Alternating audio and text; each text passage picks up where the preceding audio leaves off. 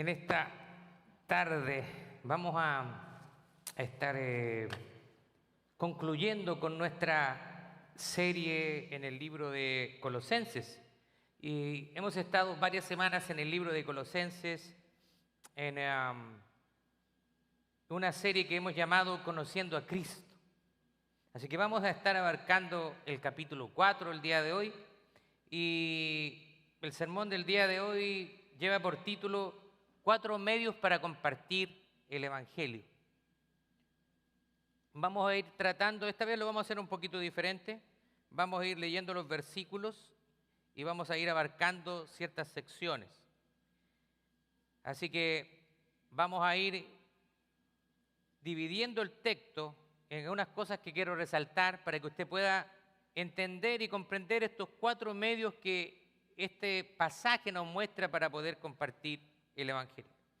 Colosenses es el capítulo 4, es el último capítulo, y este capítulo está lleno de sabiduría, y hay algunas exhortaciones finales de parte del apóstol Pablo a la iglesia en Colosas, que vale destacar, por cierto, que la iglesia en Colosas era una iglesia a la cual el apóstol Pablo no había tenido la oportunidad de conocerles en persona.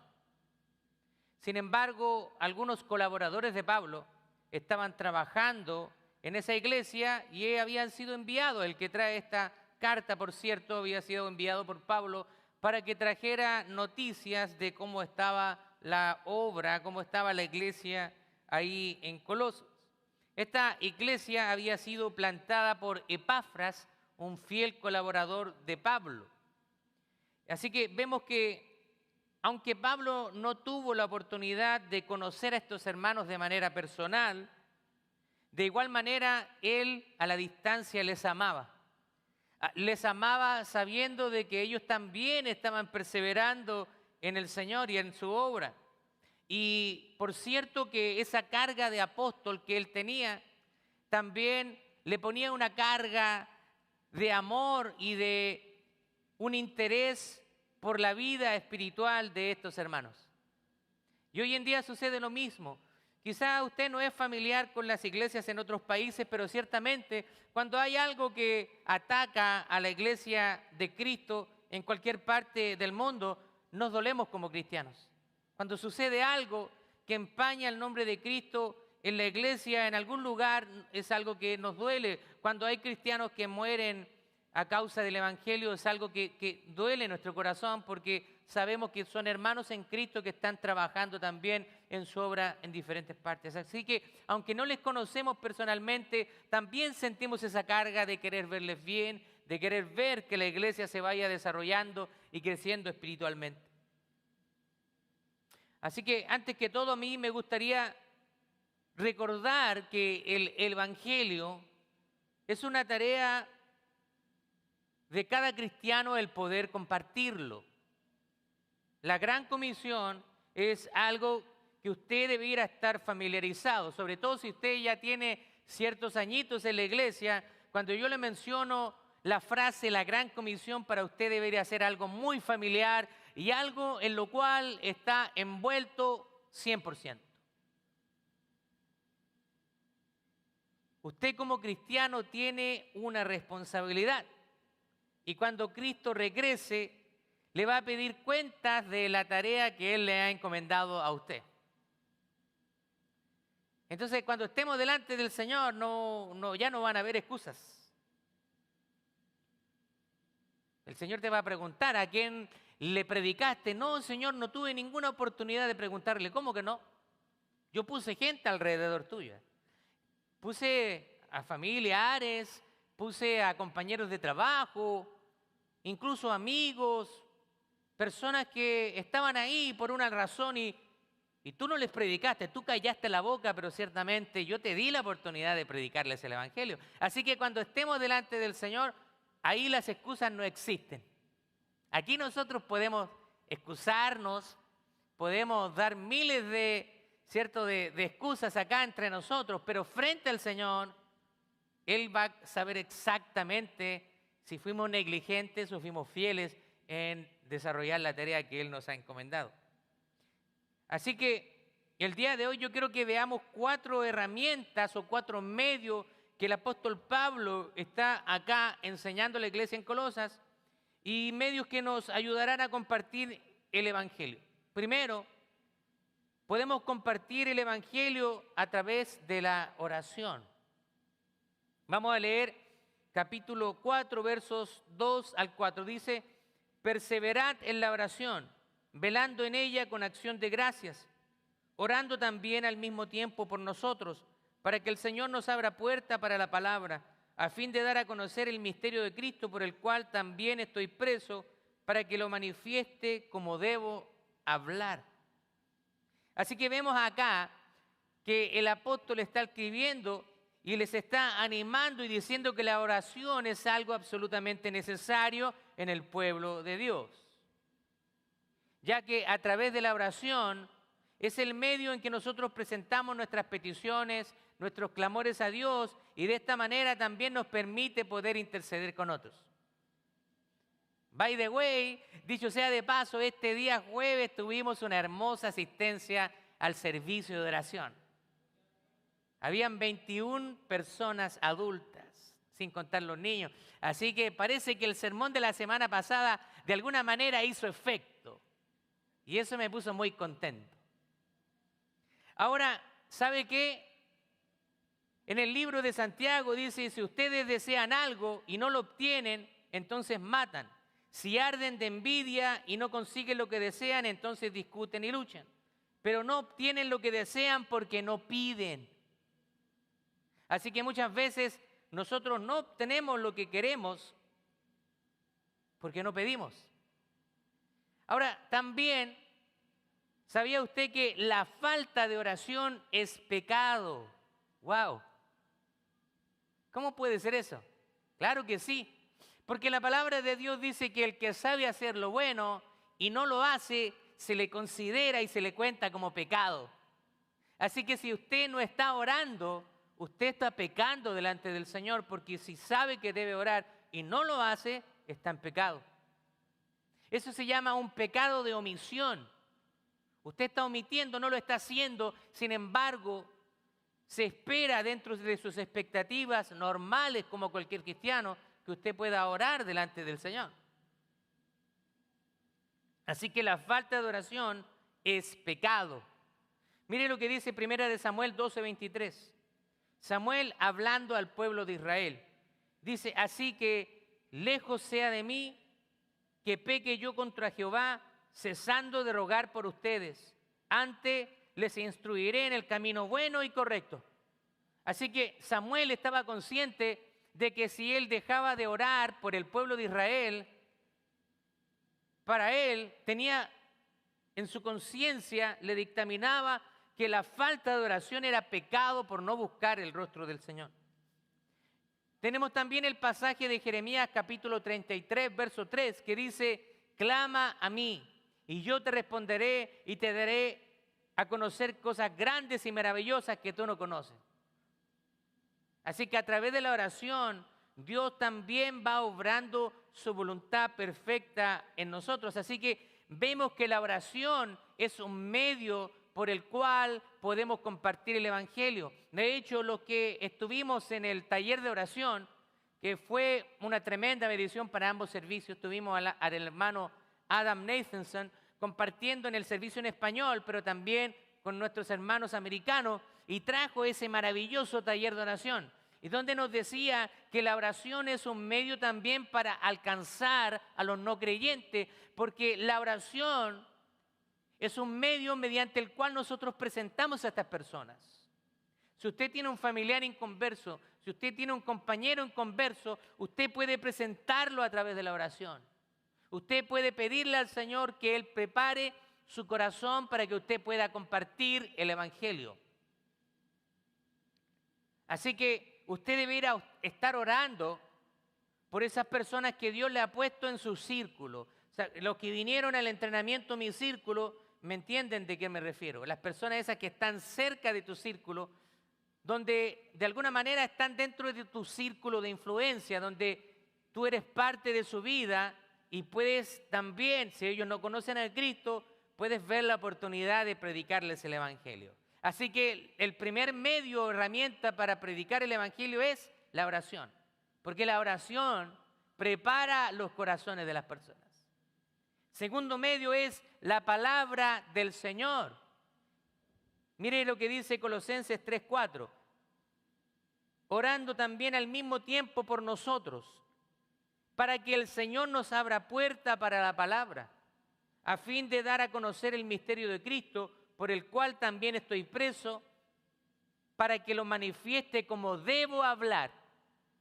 O sea, lo que está diciendo Pablo aquí es que les está pidiendo a ellos, por favor, oren por mi ministerio, oren por mi persona, para que el Señor me dé oportunidades para hablar del Evangelio, para predicarles el Evangelio. Y usted se da cuenta en qué situación se encuentra Pablo. Está preso. Esta carta es una de las cartas llamadas cartas de la prisión, porque está escrita desde la prisión. Así que usted puede ver ahí, Pablo lo dice, por el cual también estoy preso. Está diciendo que él está preso por la causa de Cristo, pero aún así está pidiéndoles que les den oportunidades, que el Señor le pedía oportunidades para predicar el Evangelio. Este Pablo era tremendo. Los barrotes de la cárcel no lo detenían de seguir desarrollando la obra. De hecho, esa carta, aunque él estaba privado de libertad, hoy en día, después de más de 2000 años, ahora nosotros la estamos leyendo. ¿Se da cuenta? Pablo es consciente y también reconoce que es Dios quien abre las puertas para predicar. Dios es el que prepara los corazones. No, esto no se refiere a que tan elocuente sea usted, a que tan verbado sea usted, que utilice palabras complejas. No, a veces quizás algunos de nosotros podemos utilizar palabras muy sencillas, pero cuando van con la unción del Espíritu Santo puede tocar un corazón duro. Así que nunca se menosprecie. Dios quiere usarlo, quiere abrirle puertas. También debemos ser intencionales. ¿Qué significa? Bueno, a mí el Señor nunca me pone a nadie a quien predicarle. Y resulta que usted a veces está en el Walmart, está en la línea, y hay a veces familias hispanas que están ahí. Usted tiene oportunidades, lo que pasa es que a veces usted no se atreve a hablar. A veces tiene que ser intencional. Llévese una tarjetita de acá, de la iglesia, y si ve alguna familia hispana, mira, ¿sabes qué? Veo que hablan español, tome aquí, esta es una tarjetita, los invito a la iglesia. Usted no sabe cómo Dios puede usar eso. Pero debe haber intencionalidad. Intencionalidad significa que usted está atento a las oportunidades para aprovecharlas. Cuando usted desaprovecha esas oportunidades, déjeme decirle que después son un gran peso para nosotros. Y yo le he contado una experiencia que tuve hace muchos años cuando yo no aproveché una oportunidad y me pesa hasta el día de hoy. Así que debemos ser intencionales también para buscar y crear oportunidades para compartir la palabra de Dios. ¿Y por qué? Porque es la palabra de Dios la que transforma los corazones. También es importante predicar la palabra de Dios porque debemos esperar que es el Señor quien nos va a dar oportunidades para compartir el Evangelio porque Él desea que lo hagamos. Usted no se tiene que estar preguntando, ¿querrá el Señor que yo predique el Evangelio? ¿Querrá el Señor que yo comparta la palabra de Dios con otras personas? Por supuesto que sí. Esa respuesta a esa pregunta es sí. Dios quiere que usted lo haga. Ahora la pregunta se la devuelvo a usted. ¿Quiere usted hacerlo? Ahí podemos obtener diferentes respuestas. Pero la cosa aquí es que Dios desea que usted comparta el Evangelio. Ahora, quizás algunos de nosotros no queremos. No sé qué razones podrá tener, pero si tiene alguna, probablemente es excusa o simplemente desobediencia a la palabra del Señor, porque Él quiere que nosotros compartamos el Evangelio. Ahora, otro medio también para compartir el Evangelio es el testimonio a los de afuera. Mire lo que dice Colosenses 4, 5 y 6. Anden sabiamente para con los de afuera, redimiendo el tiempo, y sea vuestra palabra siempre con gracia, sazonada con sal, para que sepáis cómo debéis responder a cada uno. Así que acá Pablo se refiere a los de afuera. ¿Y quiénes son los de afuera? Son la gente incrédula, la gente que no tiene a Cristo. Nosotros somos los de adentro, somos la iglesia. Somos los que estamos acá adentro, pero los de afuera se refiere a los que no conocen a Cristo, a los incrédulos, a los que andan en pecado, a los que no conocen a Dios. Y debemos cuidar, según este pasaje, nuestra conducta. Dice, anden sabiamente con los de afuera. No solamente predicar con palabras, sino también con hechos. Cuando usted predica con palabras, pero lo acompaña con sus actos, eso realmente es un mensaje poderoso. Si usted tiene un mal testimonio, no lo van a escuchar. Porque la gente va a reconocer que usted dice una cosa, pero hace otra. Es como el papá que le dice al hijo que fumar es malo y él fuma delante de los hijos. Es una enseñanza contradictoria. Es malo fumar. Tú no tienes que fumar y él fuma delante de los hijos. Los hijos van a ver una contradicción en la enseñanza. Tú me estás diciendo que no y tú lo haces. Entonces tiene que haber, ¿cierto? Tiene que haber congruencia entre nuestras palabras y nuestras acciones. Y ahí es donde hay un gran problema. Hay muchos cristianos que tienen un mal testimonio. Y eso hace, primero, que ellos mismos se limiten a predicar la palabra, porque se conocen. No, mejor me quedo calladito, porque si yo hablo me dicen, va, y tú vas a la iglesia. Entonces muchos cristianos prefieren callarse porque en el fondo saben que son carnales. Si usted no tiene nada que temer, usted tiene libertad para predicar el Evangelio. Ahora, si usted tiene un mal testimonio, comience a realizar cambios a su vida, a su comportamiento, entendiendo que las cosas viejas pasaron y una vez en Cristo todas son hechas nuevas. Así que un buen cristiano tiene que tener sabiduría para andar con los de afuera. Dice, sea vuestra palabra siempre con gracia.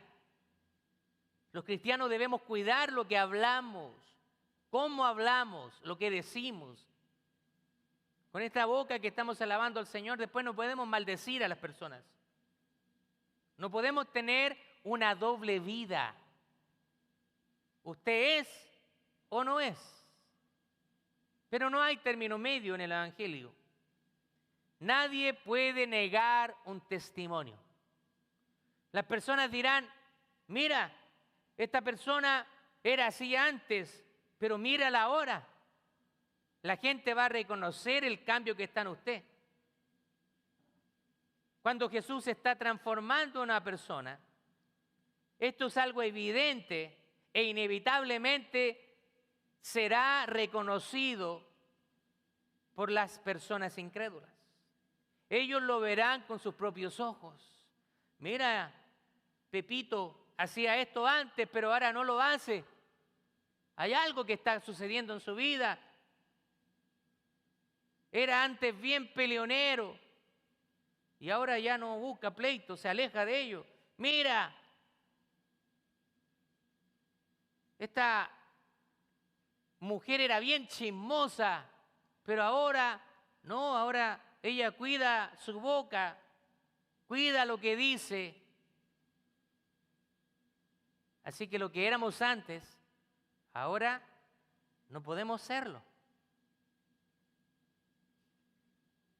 Ahora, un último medio para compartir el Evangelio es la disponibilidad. Desde el versículo 7 en adelante, Pablo nombra a varios colaboradores en la fe, y les entrega algunas características a ellos. Desde el versículo 7 en adelante, por ejemplo, se menciona a Tíquico. Estos nombres a veces son, yo sé que para nuestra era contemporánea son un poquito raros. Yo no he conocido nunca un Tíquico, pero eran los nombres en esos tiempos bíblicos. Este personaje Tíquico, se me enreda la lengua. Tíquico es descrito como un amado hermano y fiel ministro y consiervo en el Señor. Versículos 7 al 8. Dice, versículo 7, amado hermano y fiel ministro y consiervo en el Señor.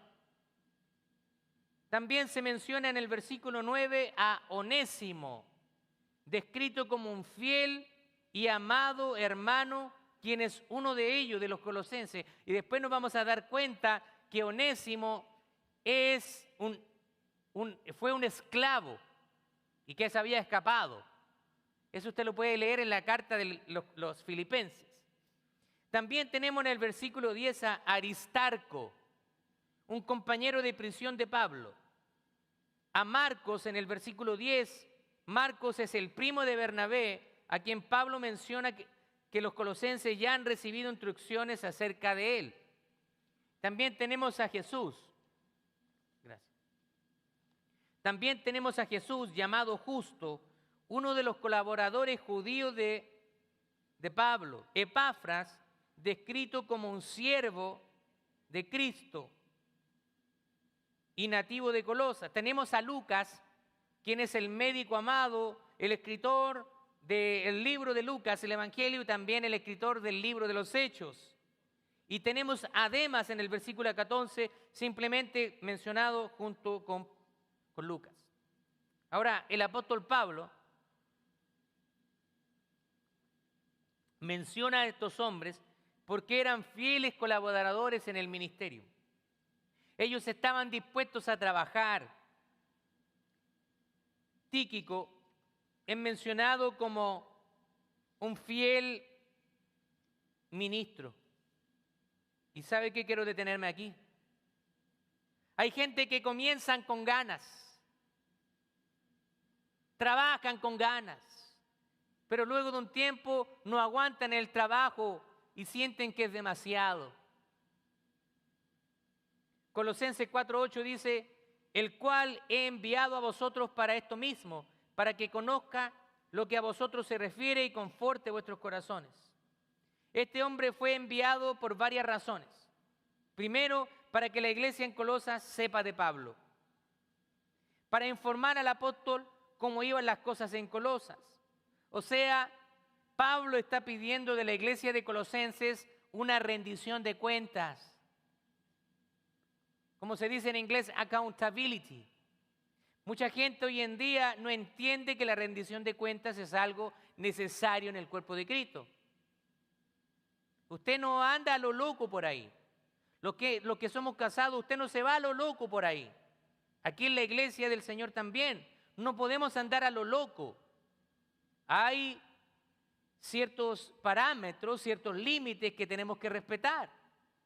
Cuando el pastor le pide rendición de cuentas, es por su bien. Pero muchas veces nosotros tomamos esto como algo como que Él se quiere meter en mi vida. No. Yo soy responsable de su vida mientras usted esté acá. Así que si yo veo que usted se escapa del camino, voy a tener una conversación pendiente con usted y eso no es algo personal. Es mi deber. También esta persona era utilizada para confortar los corazones. Ahora también se menciona a Onésimo. Ahora, fue otro, y este es un esclavo que escapó. Nosotros podemos ver en el libro de Filipenses que él había sido esclavo y se escapó, pero conoció a Cristo y se hizo un hijo de Dios. Así que en Colosenses 4:9 dice, Onésimo, amado y fiel hermano, que es uno de vosotros. Todo lo que acá pasa os lo harán saber. Pablo había intercedido por Onésimo y le había pedido al dueño del esclavo que le perdonara y ahora le recibiera como un hermano en Cristo. Y acá está hablando de un fiel hermano, alguien que está en las buenas y en las malas. Un fiel hermano es alguien que no es iracundo. No es que hoy día sí y mañana no. Es en las buenas y en las malas. Lo que dice Colosenses 10, Aristarco, mi compañero de prisiones, les saluda. Así que vemos aquí que Aristarco es alguien que estaba ahí con Pablo. Un hombre que fue con Pablo en sus viajes misioneros. Este hombre estaba dispuesto a sufrir con Pablo como compañero de prisiones. ¿Y sabe qué? Nosotros como ministros, como pastores, necesitamos esos Aristarcos. Gente que esté al lado de nosotros. Para nosotros es agradable contar con gente que lucha con nosotros mano a mano. Aquellos que están presentes cuando las cosas se ponen difíciles. Esas personas para nosotros los pastores son valiosas. Porque esas personas han entendido que tenemos que soportar las cargas unos a los otros y que el trabajo en el Señor no lo puede hacer una persona, sino que es un trabajo en equipo. También se habla de Marcos y habla también un tipo de siervo. Marcos anteriormente, para que usted sepa, si usted se ha familiarizado con la lectura del Nuevo Testamento, Marcos es primo de Bernabé y Marcos le había fallado a Pablo. En un momento muy difícil de la misión, cuando estaban en plena misión, Marcos desertó. Decidió abandonar a Pablo y Pablo estaba bien molesto. Y yo me pongo en los zapatos de Pablo, ¿quién no lo estaría? Yo estaría molesto igual que Pablo. Si alguien deserta la misión en plena misión, yo estaría, por supuesto, muy enojado. Así que Pablo tiene una actitud absolutamente entendible al enojarse con Marcos. Porque Marcos le había abandonado en su primer viaje misionero. Así que Pablo, cuando Pablo quería iniciar un segundo viaje misionero, para ver las iglesias que él había establecido, Bernabé ahora quiere llevar a Marcos. Pablo, mira, llevemos a Marcos. ¿Y qué dice Pablo? No. ¿Cómo vamos a llevar a Marcos si él en el primer viaje misionero desertó, nos abandonó y tú quieres llevarlo ahora? En otras palabras, Pablo le está diciendo, mira, yo no confío en Marcos. Marcos había perdido la confianza de Pablo. Así que es lógico que Pablo no lo quiera llevar. Ahora, realmente esto a mí no me sorprende, porque como le decía, nadie quiere tropezar de nuevo con la misma piedra, ¿o no? Como decía una canción por ahí. Cuando a alguien ya le falla, es difícil volver a confiar. No digo que sea imposible, pero es difícil. Así que lo que produce esta situación es que Pablo toma a Silas y Bernabé tomó a Marcos. Y ellos se fueron por caminos diferentes.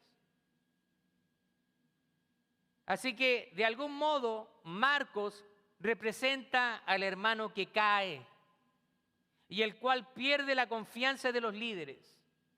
Pero sin embargo, después podemos ver la historia bíblica que Marcos lucha por ponerse en pie y vuelve a ganar la confianza para seguir trabajando.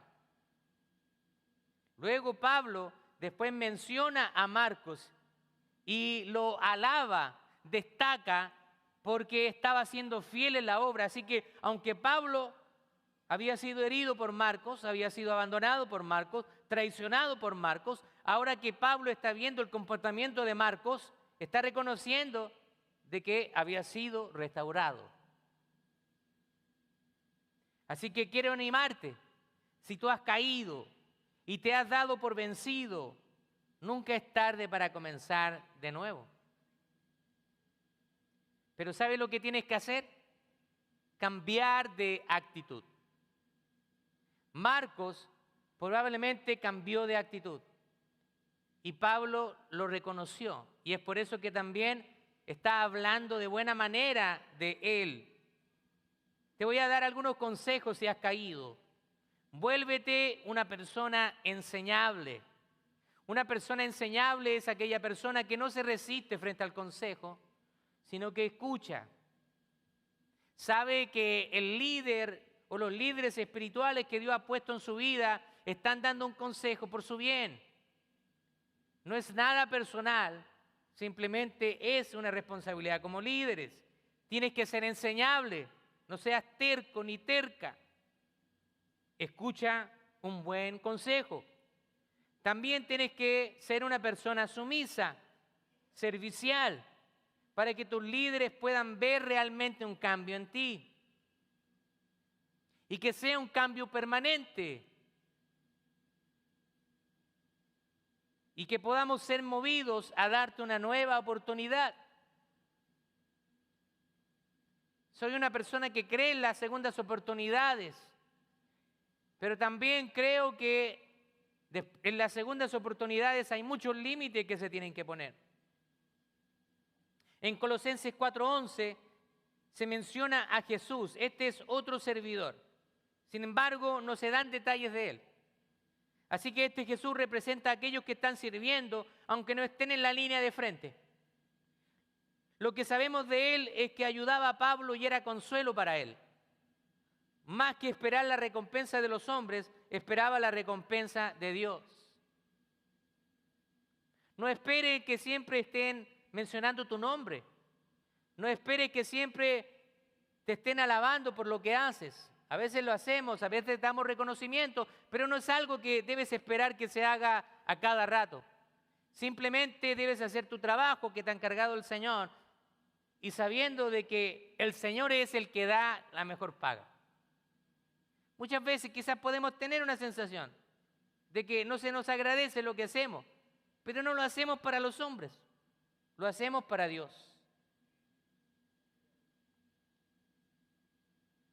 También se menciona a Epafras en el Colosenses capítulo 4:12 y se menciona como siervo de Cristo, un intercesor en la oración y está en guerra en oración. Son esos intercesores, esos guerreros, esas personas que son devotas a la oración y están orando constantemente. Necesitamos más hombres y mujeres como Epafras. En Colosenses 4:13-14 se menciona a Lucas. ¿Y sabe qué? Lucas es un colaborador de Pablo y quien escribe Lucas. Y también escribe Hechos.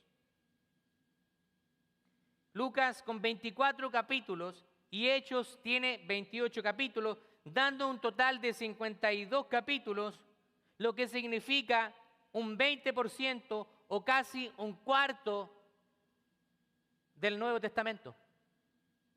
Lucas escribió un cuarto, casi un cuarto del Nuevo Testamento. ¿Y sabe lo que me llamó mucho la atención? Es que, sin embargo, Lucas ni siquiera menciona su nombre en sus escritos.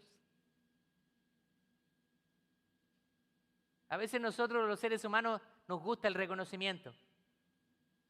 Sin embargo, acá vemos un hombre que escribió inspirado por Dios y ni siquiera lo firmó poniendo Lucas. Ni siquiera se menciona su nombre. El nombre de Cristo es más importante que nuestros nombres. Es más importante que dar a conocer nuestros nombres. Yo no sé, no conozco el futuro. No sé cuántos años me va a tener el Señor con vida. Pero ninguno de nosotros somos indispensables en la obra del Señor. Y más que buscar nosotros hacernos famosos, tenemos que buscar hacer famoso el nombre de Cristo. Gloria a Dios. Y si nos conocen por anunciar a Cristo, que nos conozcan por ser ejemplos. Porque es inevitable que siendo figuras públicas vamos a ser conocidos.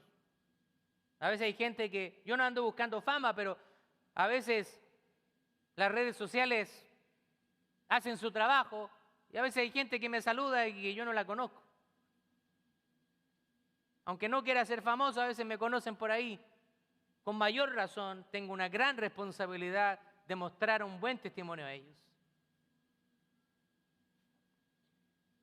Colosenses 4:17 también nombra a Arquipo y se les exhorta a cumplir su ministerio. Hay personas que comienzan bien, pero comienzan a volverse irresponsables. ¿Se acuerda que lo mencioné la semana pasada? Toda escoba nueva barre bien, pero se va desgastando y comienza a barrer mal. A veces hay personas que son así. Comienzan bien, están aquí y van así, de a poquito, mostrando la hilacha, dándose a conocer. Muchas veces los líderes confiamos en personas. ¿Por qué confiamos en personas? Porque entendemos que el trabajo de la iglesia no es algo que nosotros podemos hacer por nosotros mismos. Nosotros no podemos hacer todo el trabajo. Si usted conoce a pastores multiuso, es probablemente porque los pobres no tienen ayuda o quizás les gusta eso. Yo sé que hay pastores que les gusta hacer todo. Son tan desconfiados que les cuesta la delegación. Yo no soy esa clase de persona. Pero también puedo cometer errores. También quizás puedo ver ciertas cualidades y a veces pasar por alto otras cualidades. Pero siempre nuestra intención cuando ponemos responsabilidad sobre alguien es que esa persona pueda crecer, pueda desarrollar sus talentos, sus dones espirituales. Así que hay personas que comienzan bien, pero como se dice por ahí en Latinoamérica, comienzan a sacar los trapitos al sol. De primera eran enseñables y después comienzan a mostrarte los dientes, mostrando que quieren hacer las cosas a su manera y no están dispuestos a someterse. ¿Sabe por qué sucede muchas veces eso? Porque hay personas a veces que traen su propia agenda.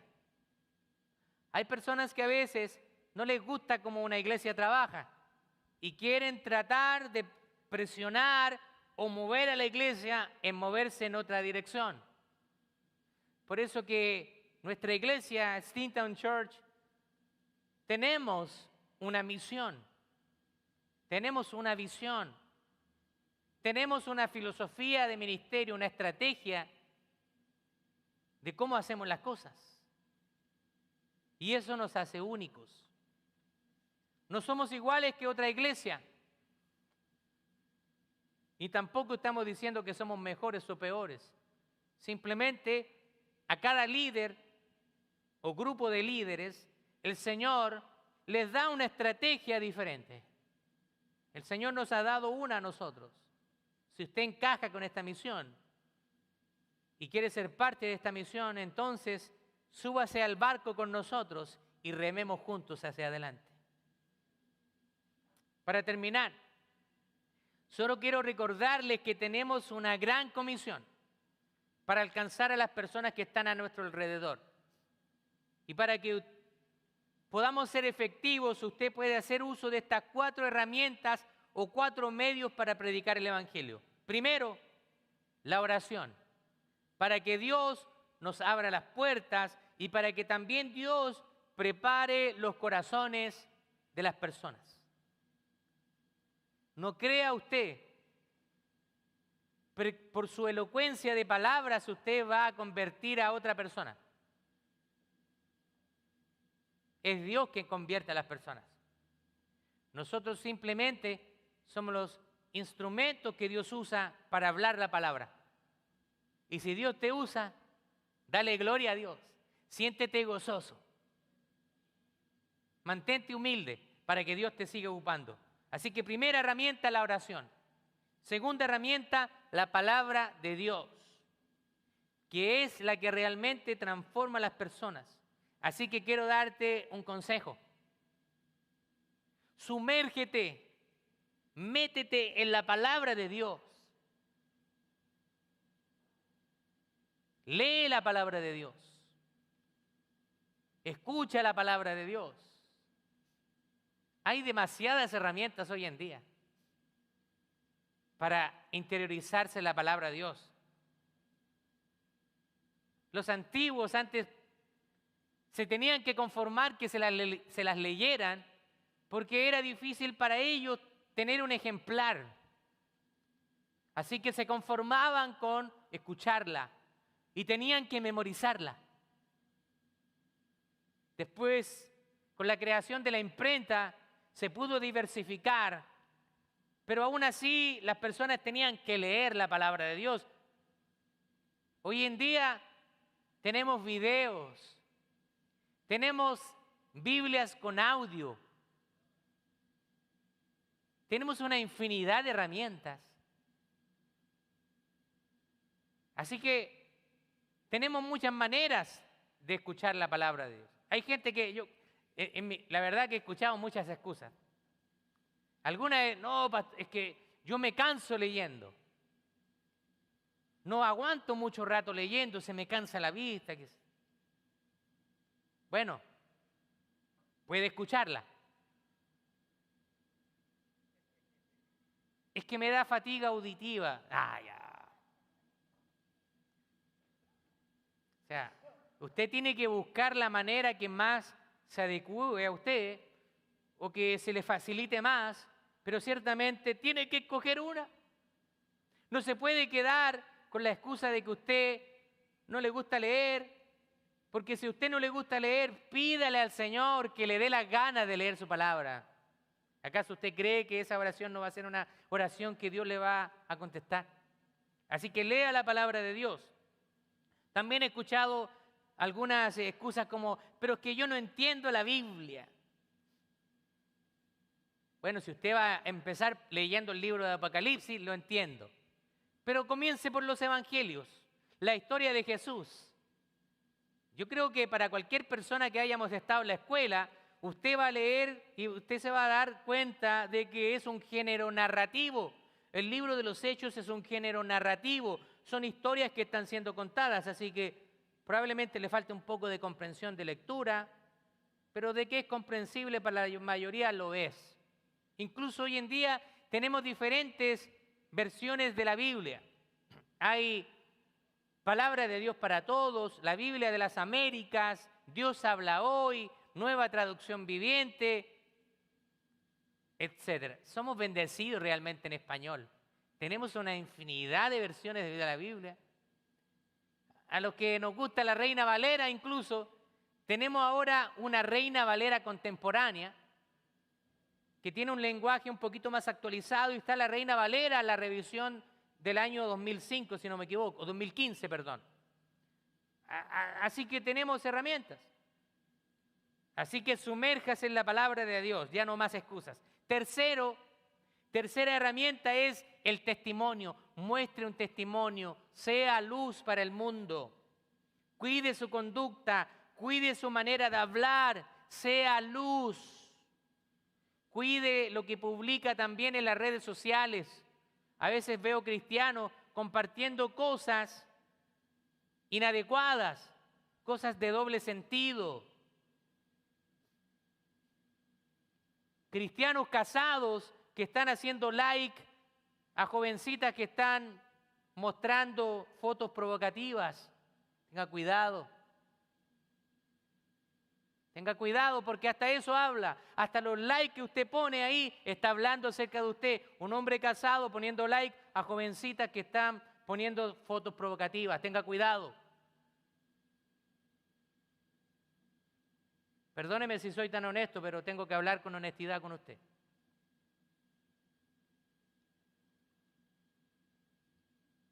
Cuarto medio para predicar el Evangelio es la disposición, la disponibilidad de servir. Dios quiere hombres y mujeres que estén dispuestos a servir. Así que si usted de alguna manera no está involucrado en alguna área de ministerio, debería hacer algo que usted debería estar pensando. ¿De qué manera yo puedo ser útil y puedo ser servicial en mi iglesia local?